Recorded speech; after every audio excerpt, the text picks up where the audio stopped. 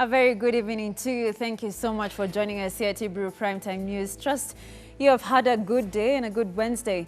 My name is Diana Rachel Mbugua. Our sign language interpreter for tonight is Joyce Wairimo. Welcome to the broadcast.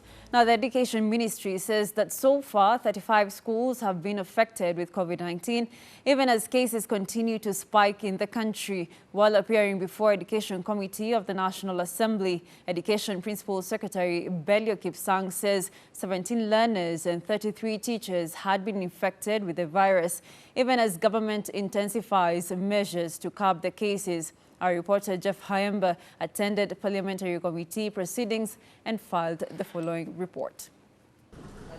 At the Parliamentary Education Committee, chaired by the Busia Women Rep Florence Mutua, the committee members put to task Education PS Belio Kipsang about the status of the schools after the learners resumed their studies amid coronavirus pandemic.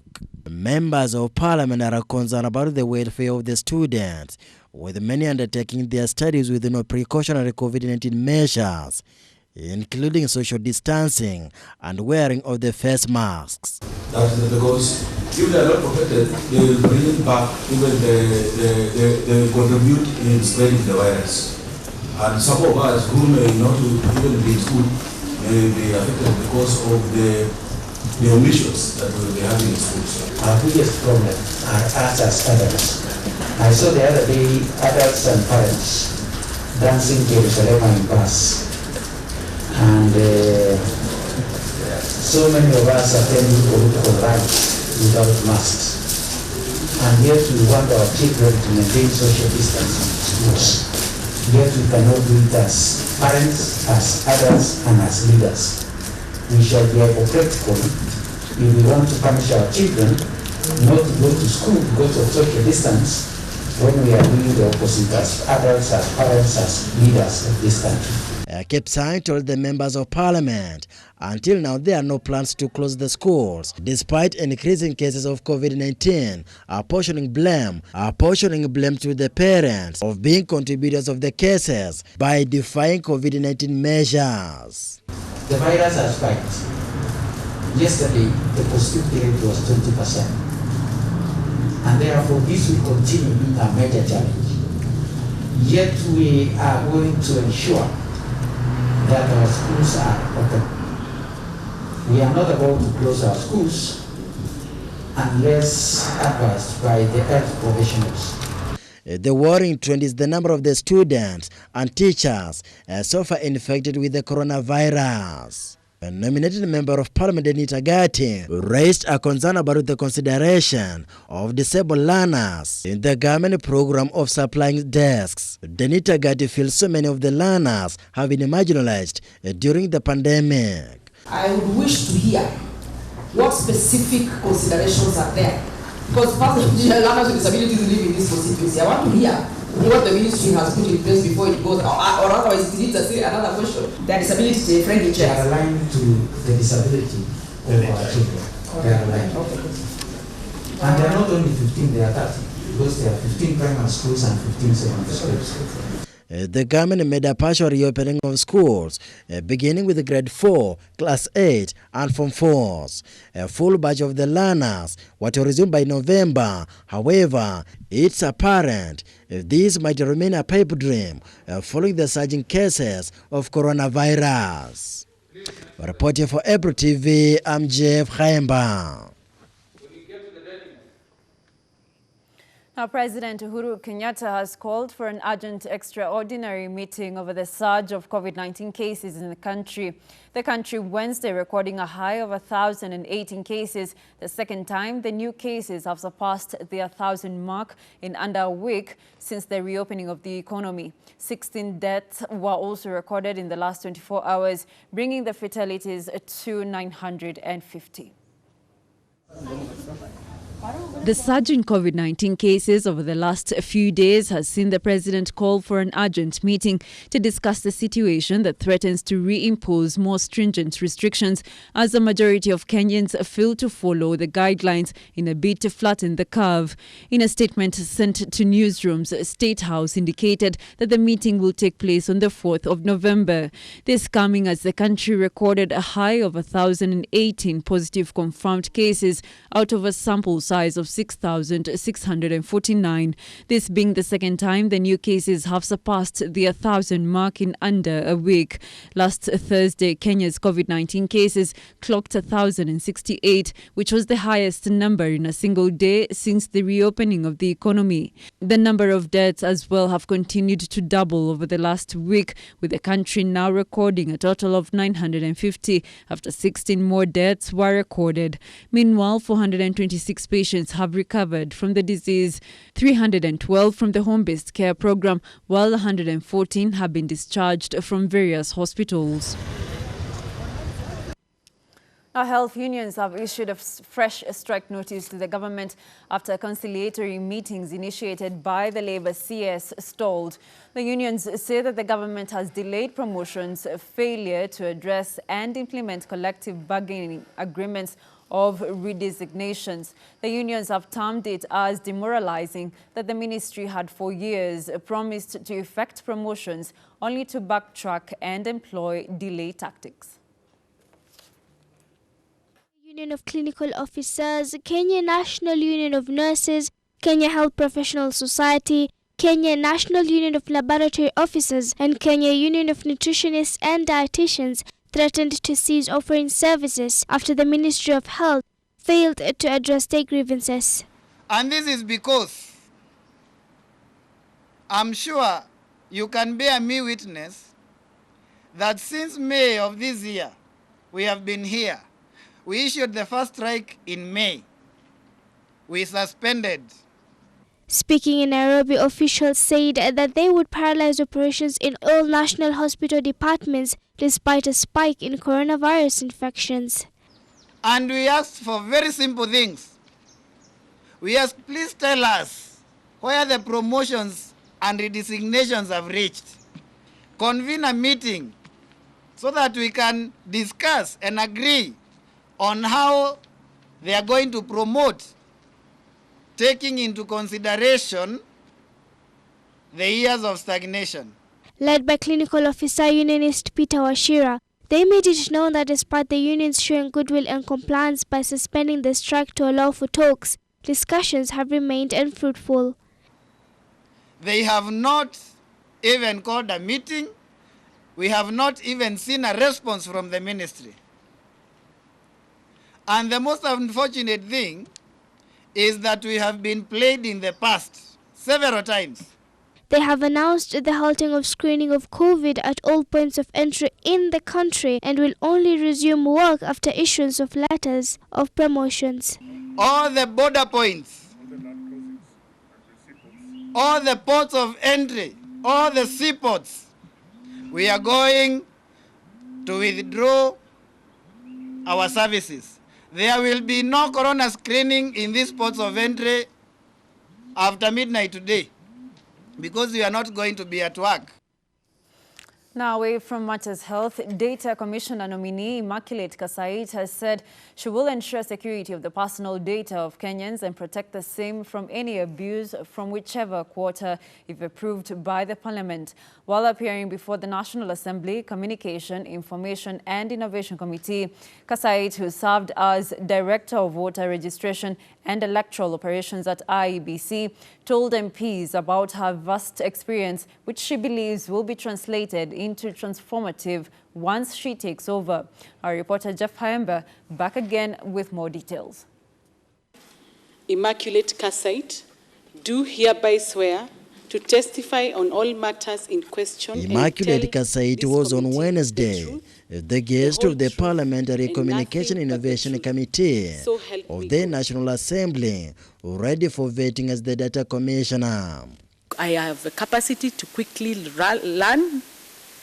I have gotten the admiration of my colleagues because as a leader, even when I delegate, I take full responsibility.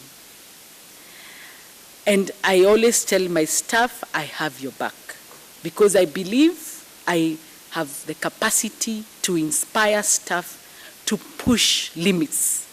Kasait was until her appointment the IBC Director of Voter Education was pressed on her suitability for the job, given the baggage of the 2017 polls, where the Commission refused to yield to the Supreme Court's direction on the opening of the servers.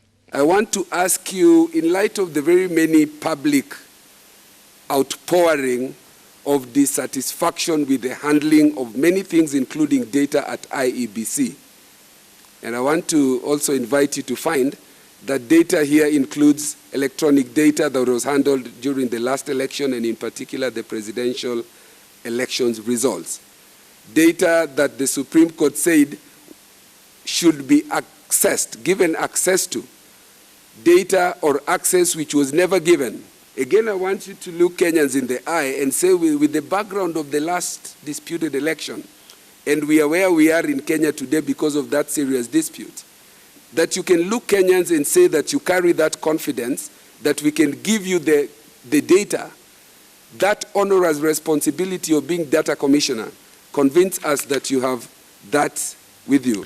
Kasait was nominated for the position of Data Commissioner by President Uhuru Kenyatta, has assured the Kenyans that she will guarantee the protection of their data and fight against cybercrime across the country if she gets the job. This is a new office, Mr. Chairman.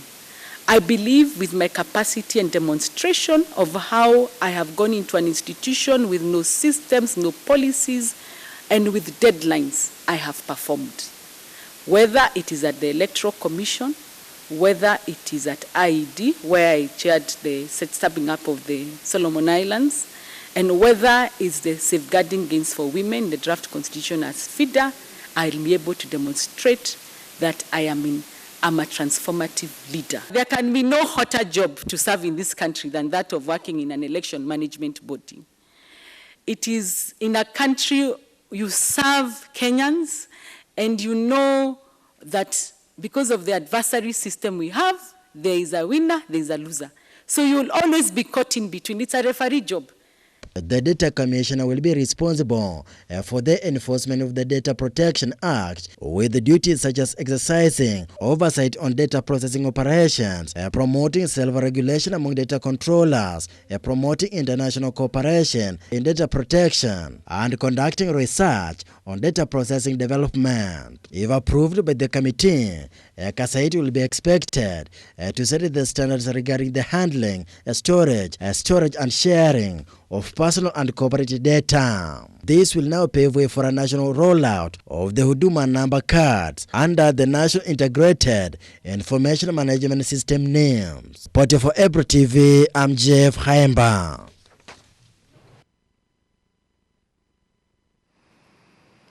Close to 3,000 people were killed in road accidents in Kenya since January. According to the National Transport and Safety Authority, the deaths were recorded between January and September this year. As part of road safety reforms, Interior Cabinet Secretary Dr. Fred Matiang'i announced that revalidation of driving schools will be complete by January 2021. NTSA Board Chair Agnes Odhiambo said the number is an increase of 1.3% of the lives lost during the same period last year. Odhiambo said the majority of fatalities were youth. But while I say so, let me be very honest as a public servant and say this. In our country, I think we now need to have very honest conversations about things. Over a period of time, we are characterized by a lot of hypocrisy. You know, people say things that are politically correct. We don't say the things that we are supposed to be saying. The challenges we have on our roads have got to do with our behavior, period. Interior Cabinet Secretary Dr. Fred Matiang'i, weighing in on the matter, said the biggest challenge on the Kenyan roads is human behavior. But we never tell each other the truth. The devil is in our conduct and in our behavior. Look at what happened when the government relaxed the containment measures against the spread of COVID, when we reduced the hours of curfew. immediately we started again registering, accidents during weekends and so on for obvious reasons. We went back to drink, staying out there in a social place until late in the evening, and then driving around, while we are drunk. The report attributes most of the accidents to human error as a result of speeding, driving under the influence of alcohol, non-use of safety belts, motorcycles operating at night with poor visibility, and lack of respect for pedestrians and pedal-cyclists. We are now entering the festive season because November is upon us, December. And all of you good people know that when you look at the statistics, the fatalities, the highest number of accidents is between the period of around November and February or March. For obvious reasons, that's when we have, most activity in the country, when people move around a lot. Matiang'i called for a serious behavioral change campaign in order to reduce the number of accidents on Kenyan roads. Now, family from Kisii South Sub-County has petitioned the government over the cold murder of their child at Homa Bay Women's Prison, Homa Bay County. This is after a mentally unstable prisoner allegedly grabbed the child, whose mother was also serving a jail term in the same institution, and smashed her onto the floor, leading to her death. Parents of Celine Kemunto, aged 3 months from Nyantitira village, Bomwanda location, wants the release of her body for burial and justice done. The deceased mother was recuperating from a C-section she had undergone during delivery when the tragedy occurred. Prisons authorities have summoned the deceased family and informed them on the incident, requiring them to remove the body for burial at home. Mimi ndio baba ya mtoto aliyefariki akiwa Homa Bay Prisons.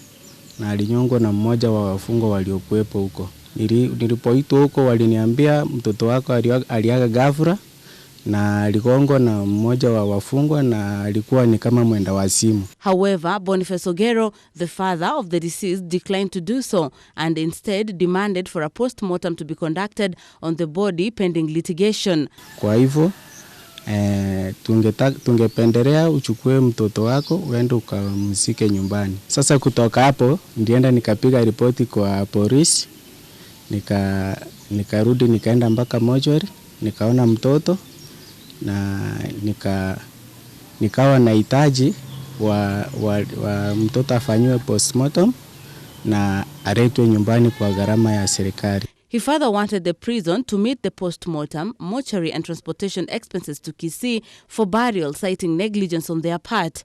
Efforts to have his demands met have since hit a snag as the prison administration remained silent on the matter. Msichana mwenye amefungwa kule, mtoto ni mke wa kijana yangu Boniface, na huyo msichana ni Dina. Niliona sasa sina uwezo na zia njia yoyote ya kufanya. Nikapata njia ya kuomba wakili mmoja mwenye alikuwa kule Homa Bay. Niliyempata wakati nilikuwa na mawazo majosi kule, nikisunguka kanuliza una tatizo gani, nikamuelezea, kumbe alikuwa ni wakili. The deceased grandfather, who engaged a lawyer to pursue the matter, complained of frustration from the prison's authorities' indecisiveness.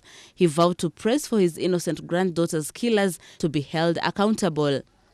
Kwa desturi yetu, kama mtoto huyo mwenye amekufa, lazima tunamzika ndio tutoke kwa boma.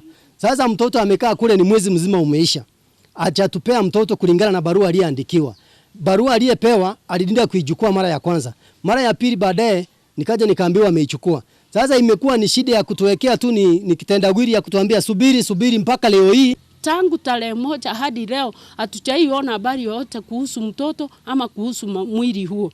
Na desturi ya Mkisii ni lazima ya kwamba tushike mtoto ndio tuweze kutoka nyumbani. Clesentia Moindi, the deceased grandmother, narrated how the family was suffering since the local traditional culture barred them from resuming subsistence activities until the child was buried. Sisi wengi wetu hatuna uwezo wowote wa kuweza kufanya, maana tunafanya vibarua nje, atuishi hapa.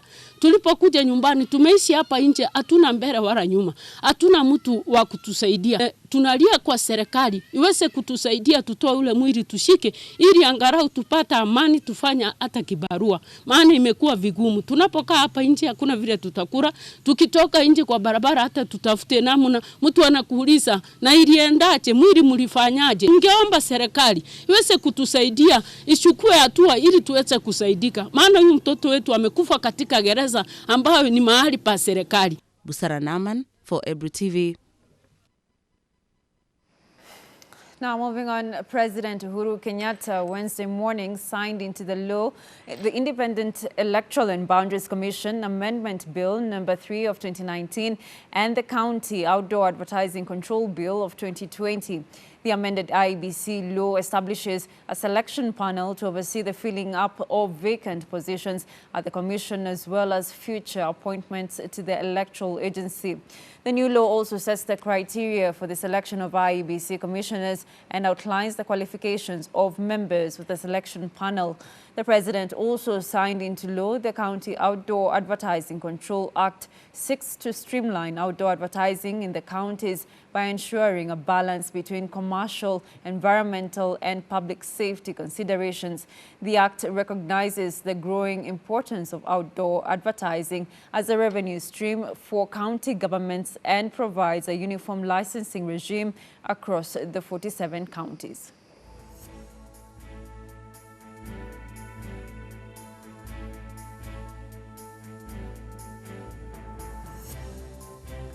Now, barely 2 days after the official launch of the BBI report on Monday, a section of leaders say that there is a need for national dialogue where Kenyans get to give their opinions on the proposal.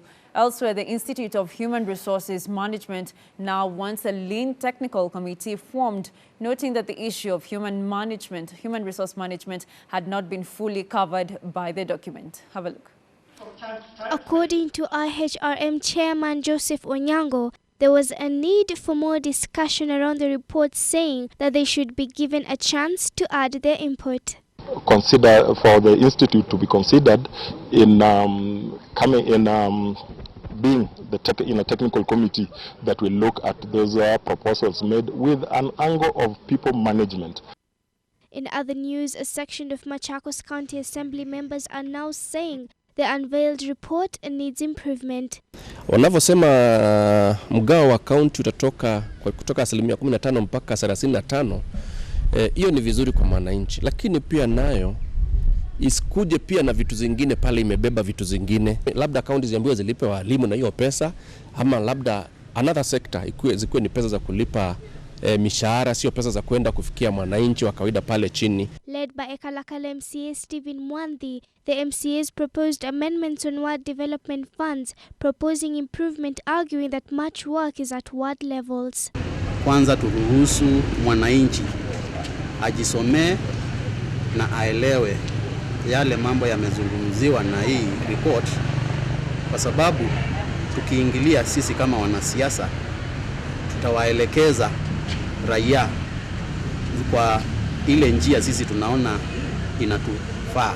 The ward leaders pleaded with top leaders to ensure that the BBI suits everyone. Walemavu wanapoteza katika hii BBI. We have made a lot of gains in the constitution that we have right now, kwamba walemavu walikuwa wamekewa positions katika Senate, katika National Assembly and even in the County Assembly, and we still see those gains zinaendelea kutolewa. Nominated MCA in the Assembly to represent the disabled Justice Katumo faulted the BBI steering committee for ignoring proposals made by disabled groups.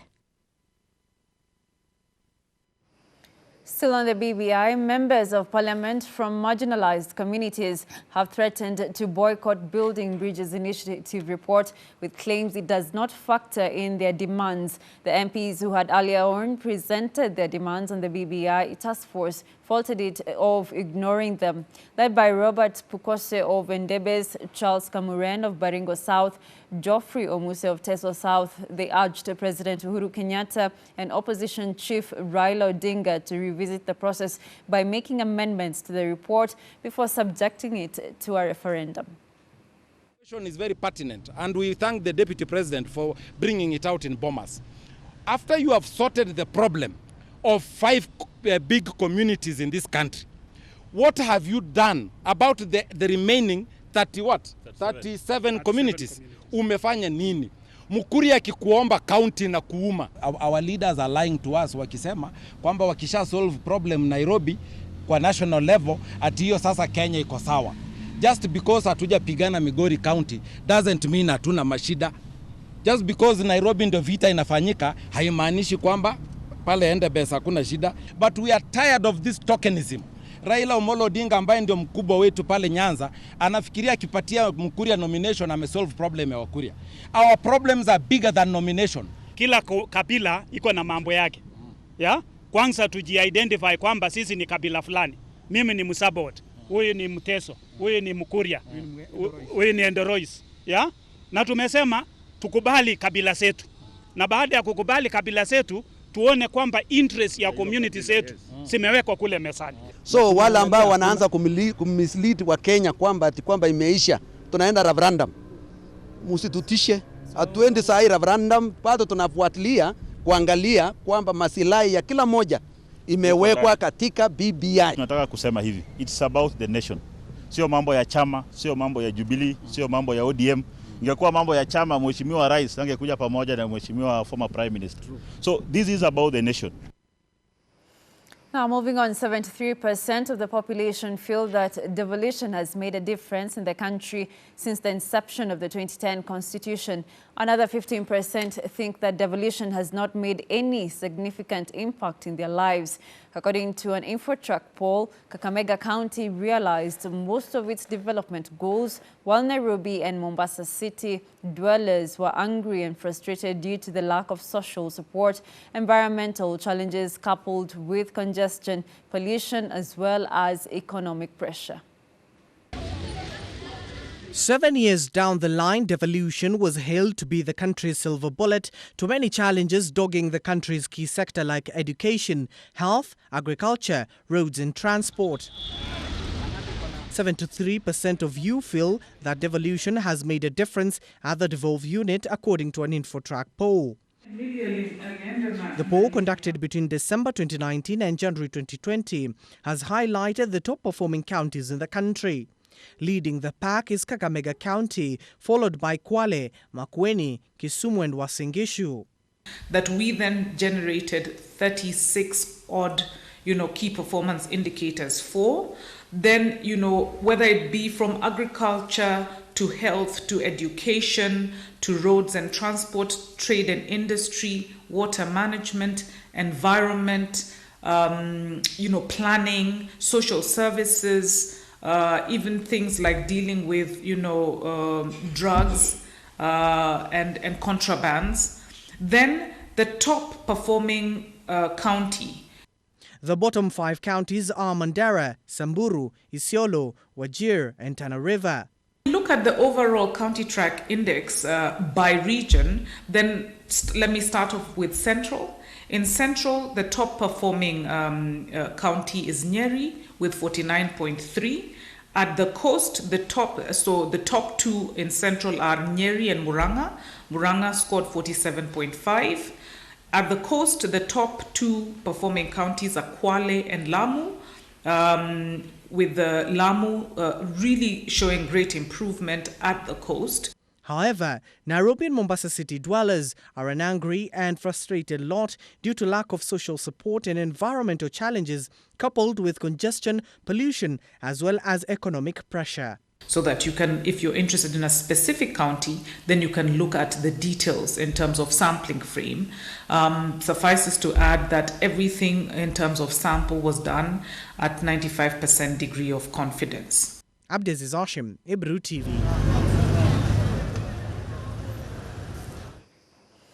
Well, on that note, we take a very short break, but we'll be right back with more news across our borders. Don't go too far. We'll be right back. Welcome back to the broadcast. Now, the CAS Ministry of ICT, Innovation and Youth, Nadia Ahmed Abdallah, has encouraged the youth to utilize opportunities availed by the government through various funds to develop themselves. The CAS pleaded with the youth against involving themselves in drugs and substance abuse. adding that the device is a ticket to self-destruction. Nyeri Town Mr. Mbugua MP asked the youth to read selfishly the Building Bridges report and not to allow politicians to read for them before making a decision. And I used my platform online, ndo nikafika hapa na president, akaniona. I grew up at a place where my grandmother's house ndio hii, pale chini tu kulikuwa na wavulana wanavuta bangi na wanaji dunga shindano, wajua kuna gangs ambao wako huko pia, but look at me, I'm here today. So sikukubali yani mambo ya mihadarati and bad influence kustopisha maisha yangu, kustopisha opportunities. Mimi mwenyewe nilikuwa nimeanza na biashara zangu ndogo before getting to where I am. Our motto is to ensure that young people have money in their pockets. Si tutawapea handouts, no. We will link you to government opportunities, which will now enable you to be fishermen instead of watu wa kupokea handouts. Inatuuma sana tukiwa kwenye serikali when we see young people in town centers, in villages, when they see mtu wa gava ama politician akija na ile prado yake ama V8, tunakimbia pale tukiweka mikono. If young people had money in their pockets, they will not have time for such small things.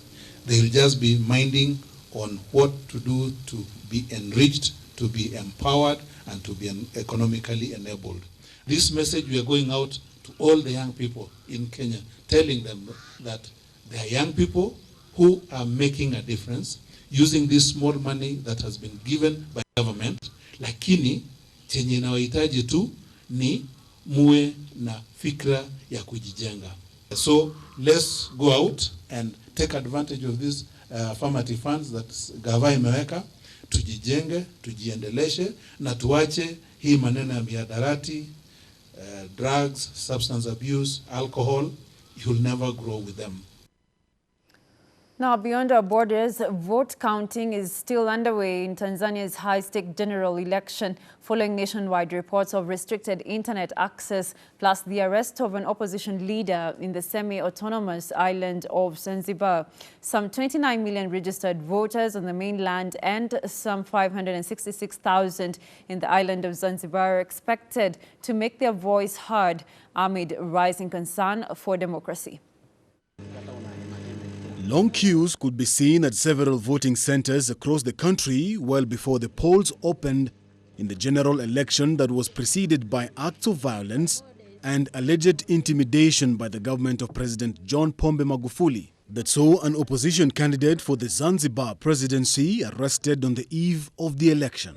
It is reported that ACT Wazalendo candidate Maalim Seif Sharif was arrested for opposing constitutional amendments that introduced early voting for officials from the Zanzibar Electoral Commission, returning officers and security personnel, claiming that it would give room to rigging and malpractices, allegations that were strongly denied by the Electoral Commission.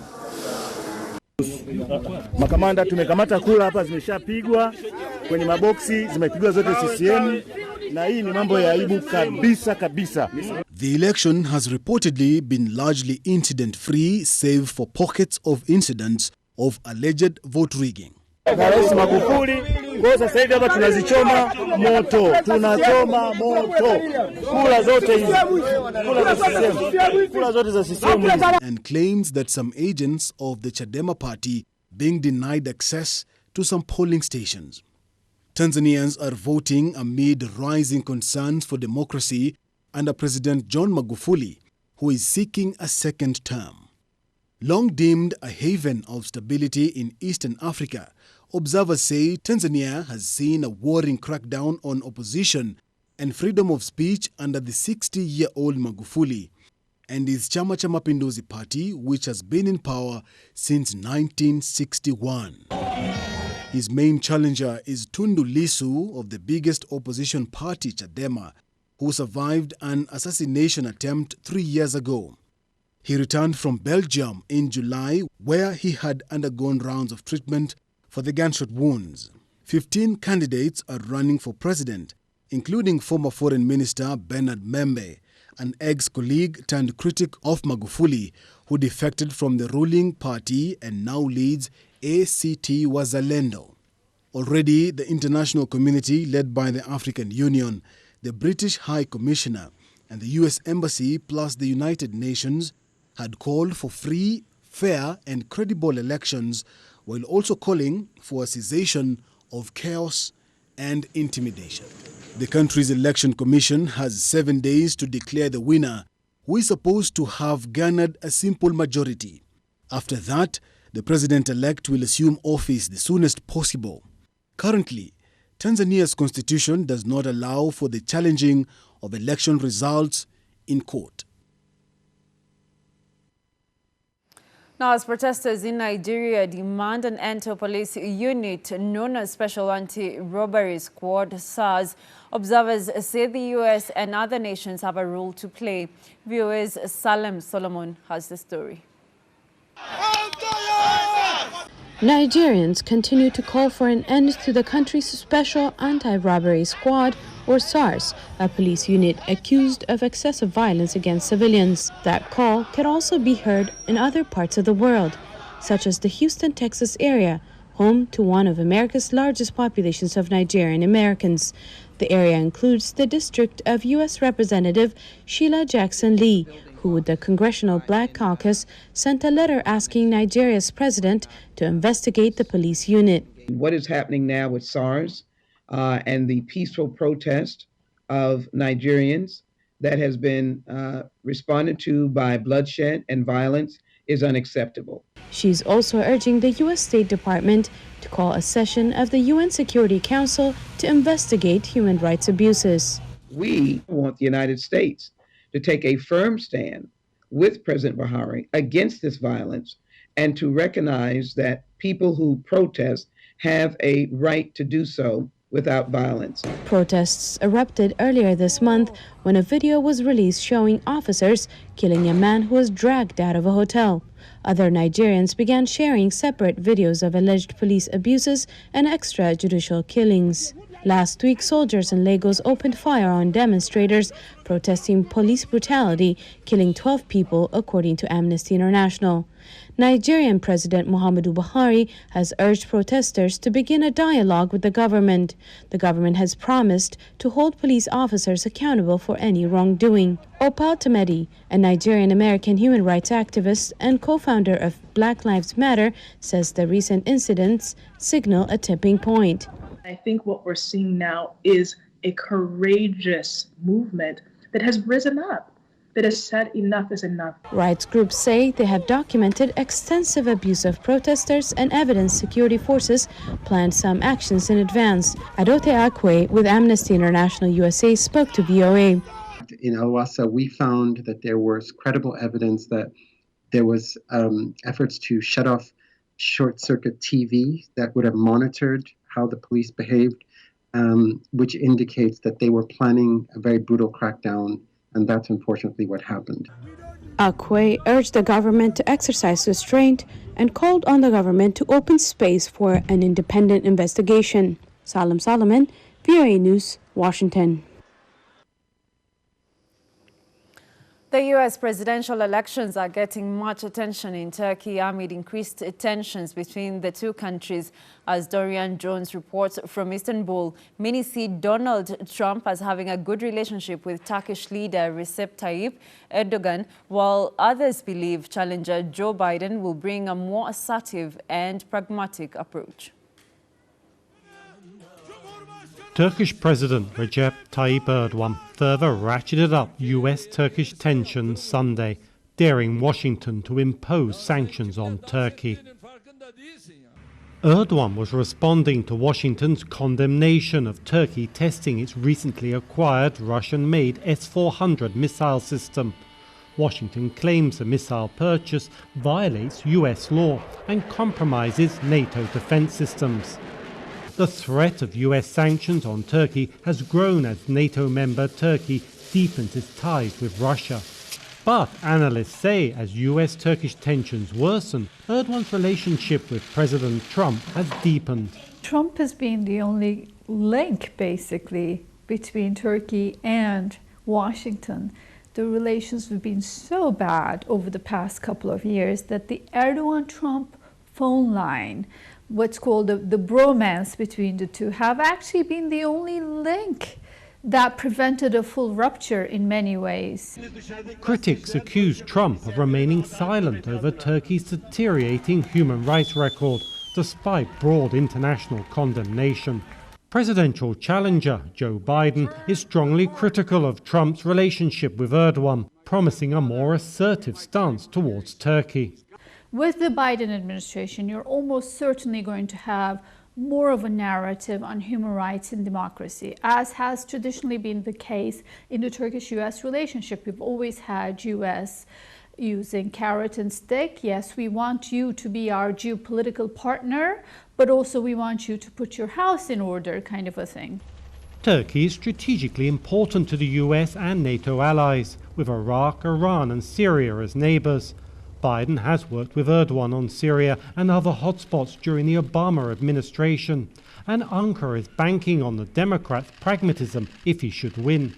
The governments also go ahead according to their vital interest, and the vital interest inside of not only the NATO, but also in the Middle East.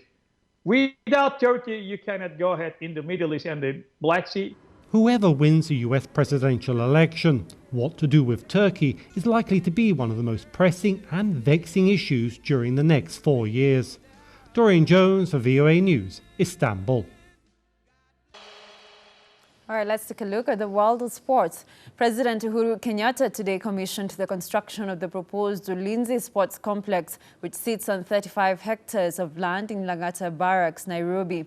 The sports facility will have a world-class football pitch and training ground, a swimming pool, rugby, basketball, and a standard 8-lane running track. Davis Mberia has more. Military athletes and players have something to smile about as President Uhuru Kenyatta today commissioned the construction of the proposed Ulinzi Sports Complex in Lang'ata Barracks in Nairobi. The proposed sports complex will also contribute to the enhancement of existing national sports infrastructure. It is a fact that sports and physical activity have been for long used as a tool to improve mental, physical, as well as social well-being.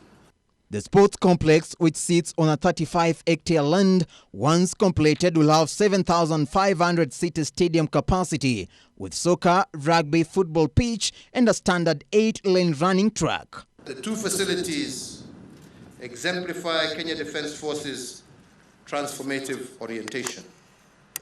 Your sense of purpose, the time and energy and focus invested in conceptualizing these projects is evidence that the KDF is a unique institution committed to the ideals of its mission and higher standards in public service.